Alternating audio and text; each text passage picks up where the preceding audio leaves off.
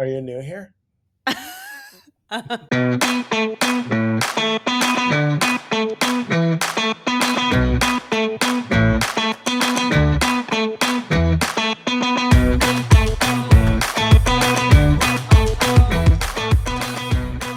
adventurers. Welcome to Let's Just Go podcast. I'm Chris.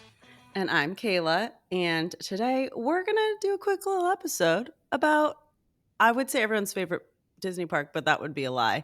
Magic Kingdom at Yeah, Walt Disney World. most people's favorite Disney park. I'd say the quintessential. We'll just say the quintessential. Yeah, the quintessential. Whether you like it or not, it is for sure the quintessential park, right? Yeah. Kayla doesn't love it because it has the most amount of kids. But, That's exactly. And it's not Disneyland. And it's not Disney. It's not the OG. It thinks it's a tri-bar. You're wearing a Disneyland shirt, I see. am. So representing Yes. the land.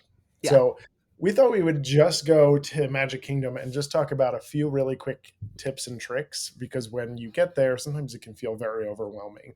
But there's some basic things that can just make your day there just a little bit better. We'll do a little bit of a series, and forthcoming will be the other parks that we talk about. But just honing in on Magic Kingdom for a minute, we'll start with the morning. So you're not an early bird, right, Kayla?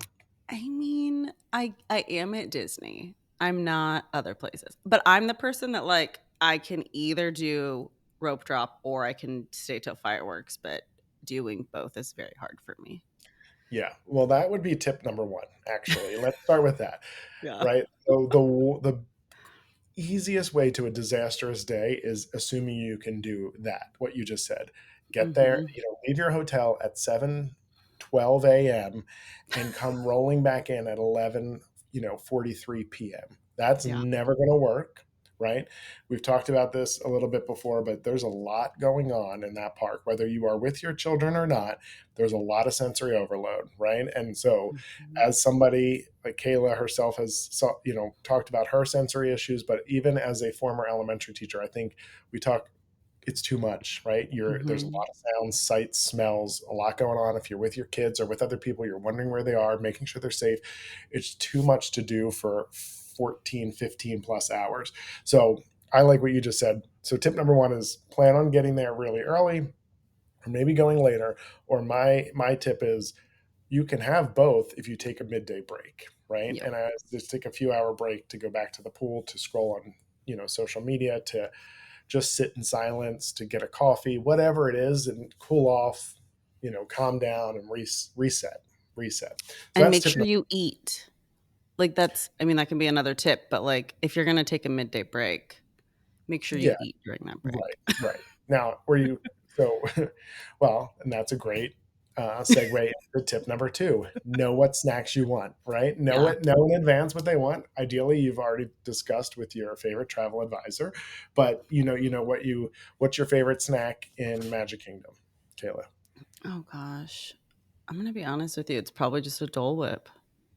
Well, that's a classic, but that's never bad.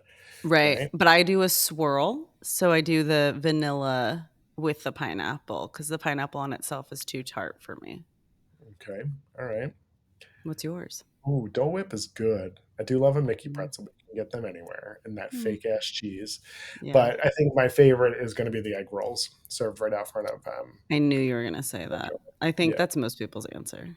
Yeah, they're always good. I love when they change them up for, have a special. I think they usually keep one, but it's they usually have the pizza ones, right?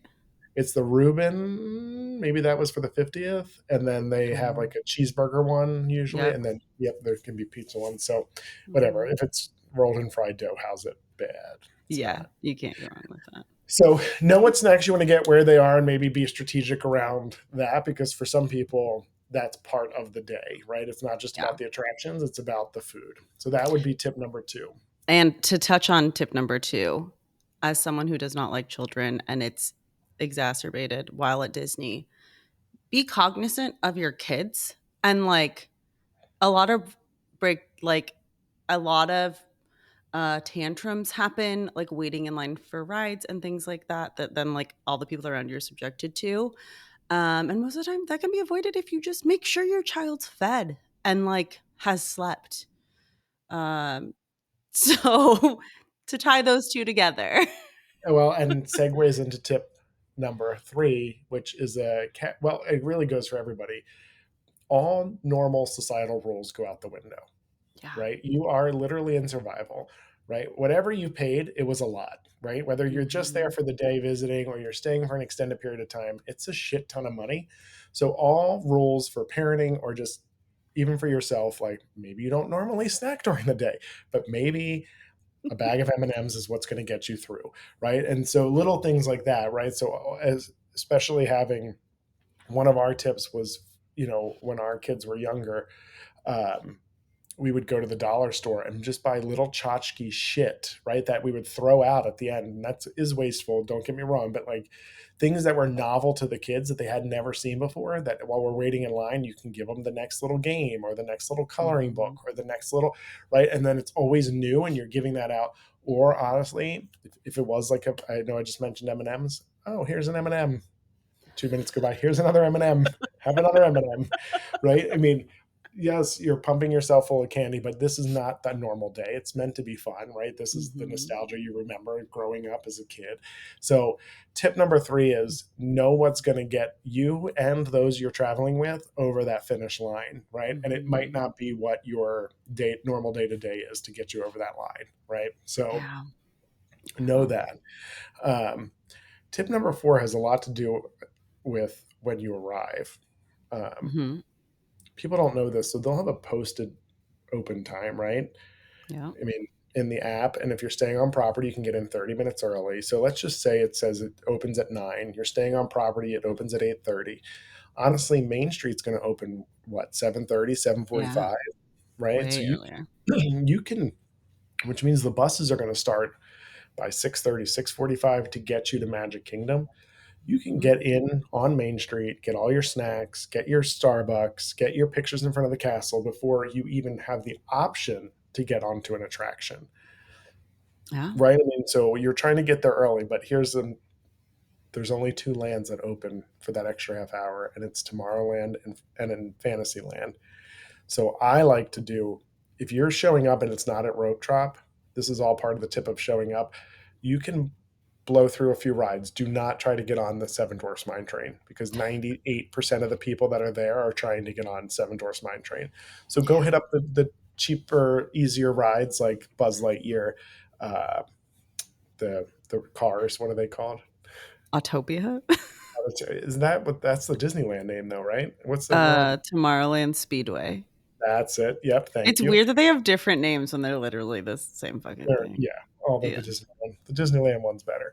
Yeah. Um, right. So hit up some of those things, and then by then 9 o'clock will open.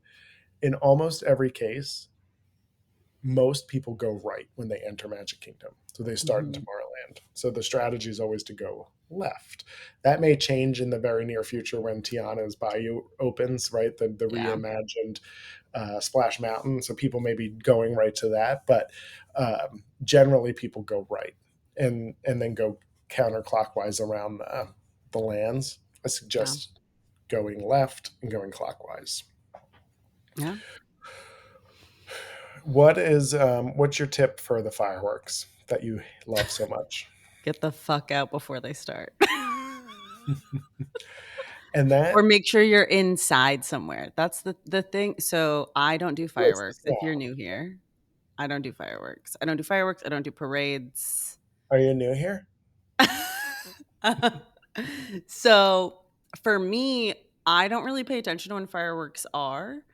And I've definitely had an instance where I didn't realize the fireworks were getting ready to start. I got in line for Astro Orbiter, and the ride started as the fireworks were starting, and I was just stuck in the sky with Well, a that's friend of mine with the fireworks going off, which is really cool, and most people would have loved that. I was terrified, and I needed to hide. so. I think I feel bad for that friend. The what I think here is though you need to know the time, right? Yes, but Yeah. also as a side, they do those stage shows, and there may be like a rogue firework throughout the day.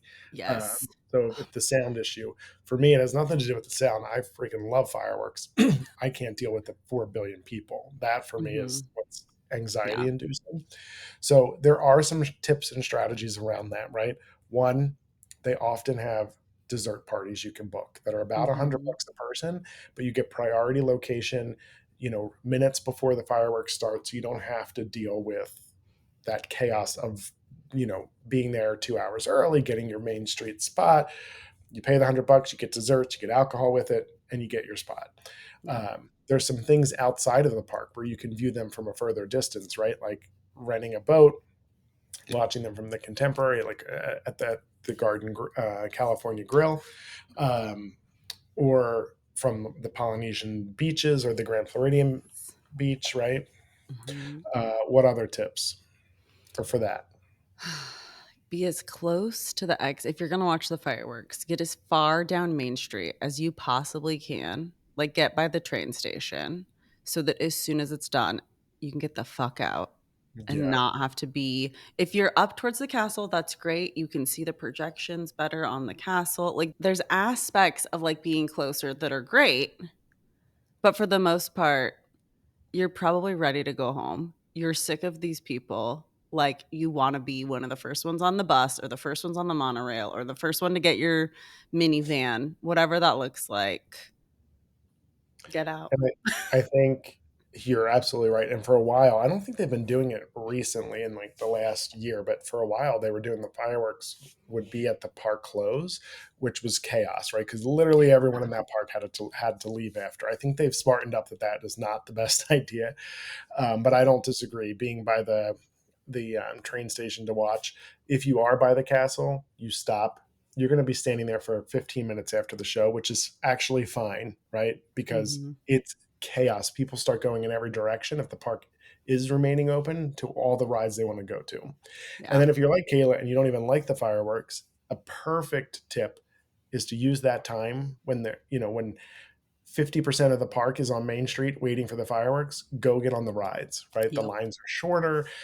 You can blow through a few attractions and be done with it before while the people are waiting for the fireworks. And the show itself is like 20 minutes long. So you've got a good chunk of time where a significant amount of people are not there to be on an attraction Mhm.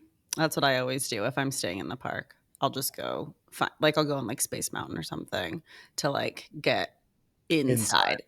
Yeah. Yeah.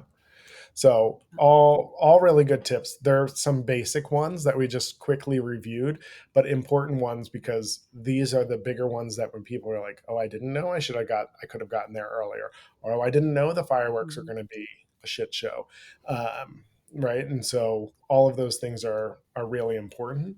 Um, but my last personal tip, which I've talked about before, just the tip. We're going just the tip here. Oh my It is get yourself a coffee or an ice cream, sit on the bench, and just watch people for at least That's your 10 minutes. favorite thing. It is in Magic Kingdom, it is my favorite thing because you see all of humanity. You're going to Yeah. see all of humanity, all the good and all the bad, but all of it right there on Main Street, USA. And it is Yeah. often it is enlightening and invigorating and exciting, and you watch a little kid say something really sweet, living through their, or you watch something really horrific and you remember why you hate people. But all of those things are options and really great, really good for your next therapy session. And it uh, reminds you that other people are having worse struggles than you are. yeah, that's it, really. That's really all I need to know. That's why I watched Jerry Springer as a kid. Yeah. um, it could be worse, it could be this. So all right, take us home. Thank you so much, everyone, for subscribing and listening to us and downloading the podcast and generally just dealing with our shenanigans.